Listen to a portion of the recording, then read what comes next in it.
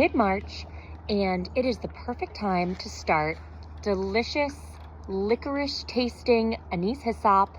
Anise hyssop is a very easy to grow perennial herb. It'll come back year after year, but just in case my beautiful anise hyssop does not come back as full this year, I'm planting a few more. And unlike some other perennial herbs, anise hyssop is actually really easy to start from seed.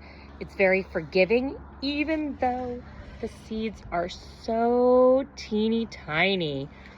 So as with my other teeny tiny seeds, I am making just tiny indentations in this 6-pack, and I will sprinkle 1 to 2 right in those holes.